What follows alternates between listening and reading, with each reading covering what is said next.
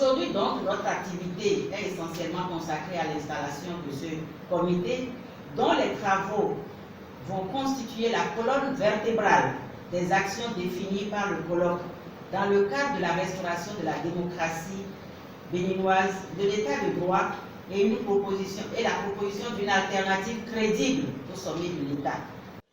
Et c'est donc parti pour 15 jours. 15 jours pour le comité de survie des recommandations du colloque du 14 décembre dernier à Cotonou. Le groupe national de contact, après bien sûr ce colloque, a mis en place ce comité de suivi pour les mêmes recommandations afin de restaurer la démocratie de notre pays. Et pour cela, les objectifs sont bien clairs. Le comité de suivi aura pour mission de rédiger le cahier de charges de la mise en œuvre des résolutions et recommandations.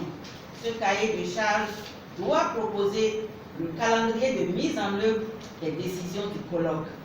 Ce pas ainsi franchi devra permettre à tous les acteurs de ce comité de suivi de véritablement mener des actions pour la restauration de la démocratie au Bénin. Et la présidente du groupe national de contact en est bien consciente.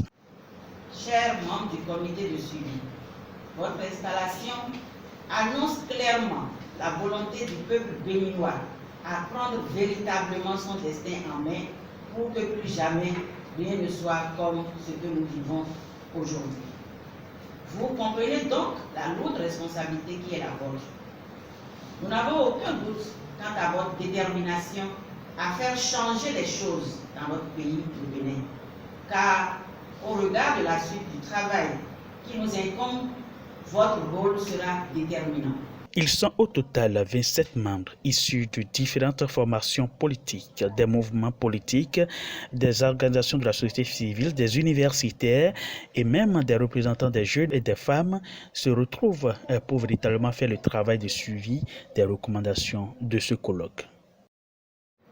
Ainsi, le comité regroupe les partis politiques, les démocrates, l'Union sociale libérale, la dynamique unitaire pour le développement, DUD, le GSR. Au niveau des mouvements, nous avons le COBEMOR, nous avons le RCB, le CEB s'engager pour le Bénin, le mouvement Encore et le groupe national de contact.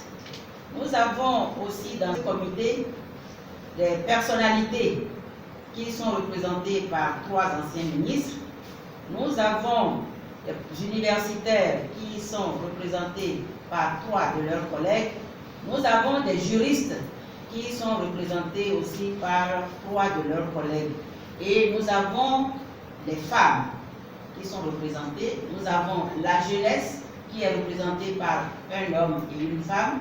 Et nous avons donc le GNC que j'ai déjà cité, le groupe national de contact qui est initiateur de ce colloque. Pour cette cérémonie d'installation, les groupes ont été constitués et le travail se poursuit pour le dépôt du rapport 15 jours après donc une telle installation du comité de suivi.